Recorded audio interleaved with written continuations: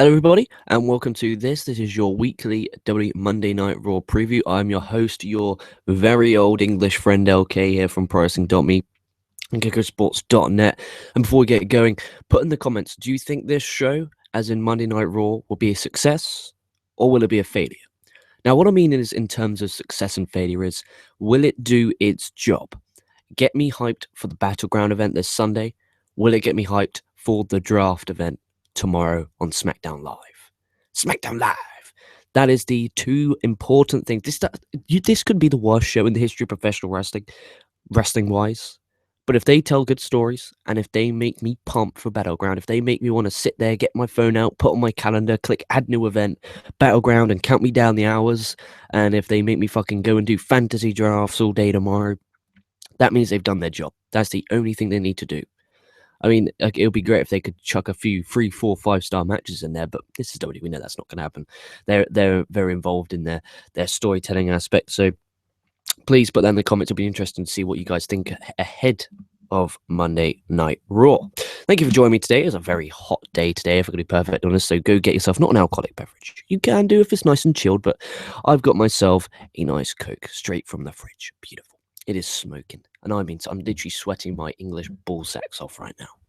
So we have Monday Night Raw tonight. It is going to be a very interesting one, to say the least. It's kind of like an end of an era tonight. It'll be the final pay-per-view pre-draft. So this will be the last time where, obviously, apart from the actual draft event tomorrow, it'll be the last time that we actually see everyone involved on the roster, every single talent on the roster in the same building.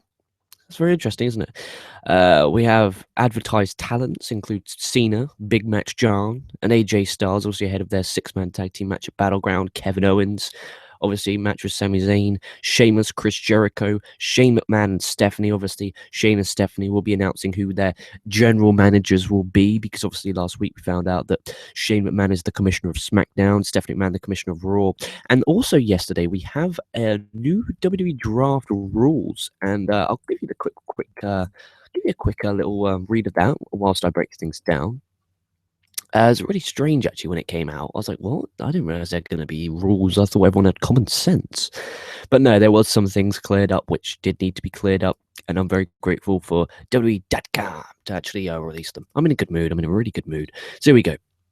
With this Tuesday's WWE draft of the premiere of SmackDown Live on the USA Network fast approaching, WWE.com answers the biggest questions on the WWE universe with a breakdown of the official rules, regulations, and procedures for one of the biggest nights in WWE history, including a major update that will change the face of NXT for history.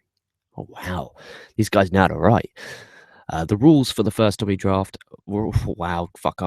are as follows. Raw has the first overall pick. Favoritism there, don't like that.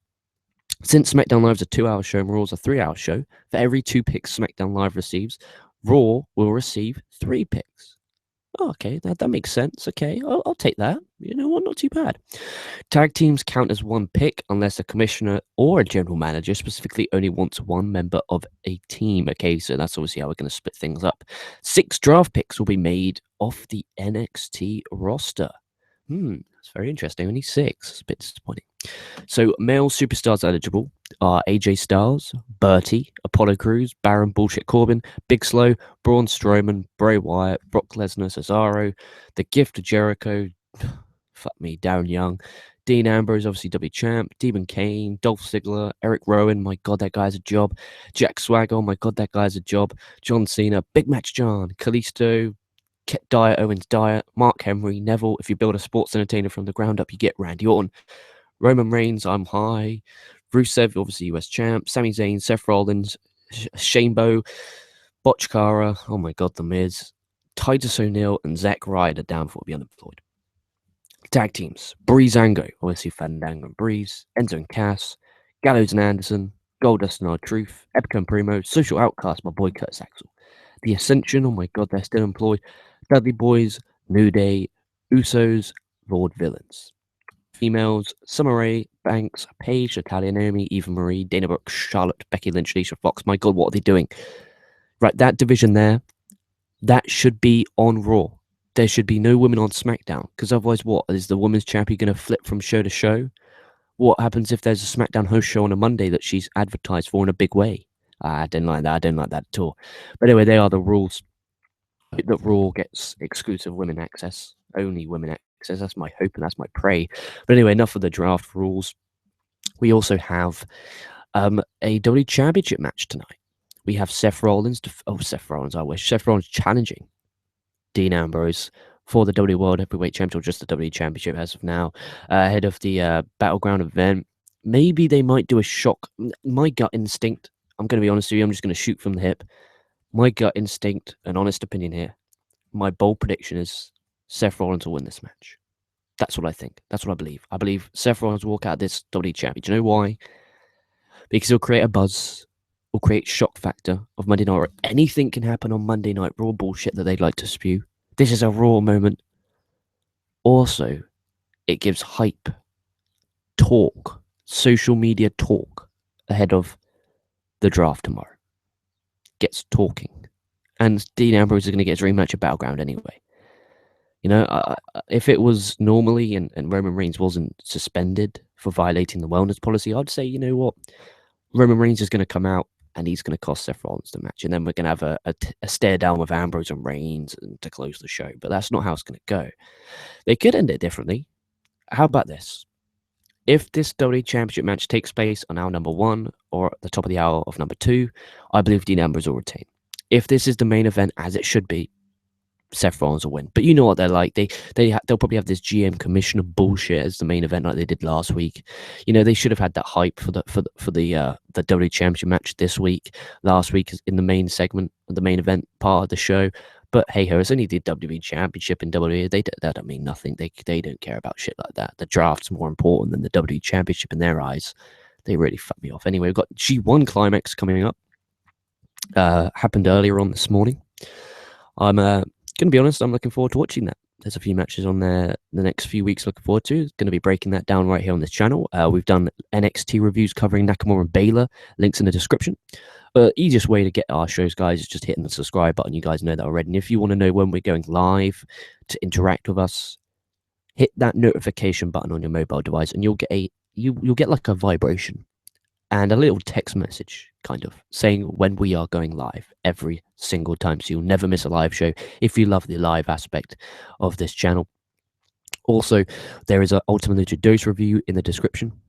Also, there is my live reaction to TNA Dest Final Deletion. That was pretty entertaining. I'm a big fan of Final Deletion and looking forward to now Impact now on Thursday. We'll be bringing you a review of that. No more VIP. Spoken to my big boss, Dave, and Mr. Dave KocoSports, who did a Stump the Edit yesterday, and he wants me to focus on his YouTube channel. He's my boss, so I do as he says.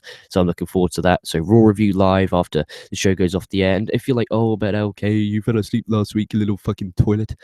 Well, basically, like I said, new job, better schedule. Like, I'm not even joking you. The schedule is 16,000 times better. I'm not working tomorrow. I'm working Wednesday, 4 to 11. But think about this, 4 to 11. That means when I get home at 11, I can watch NXT at 12, do the review, watch Ultima Lucha, do the review, Cruiserweight Classic, blah, blah, blah. 6 o'clock, go to sleep. 6 a.m. sleep till 2 p.m.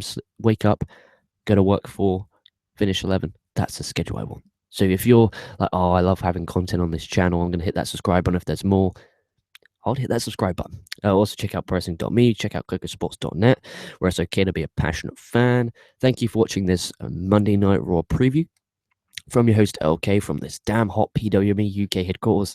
Stay safe, stay well, and I'll be damn sure catching your asses down the line.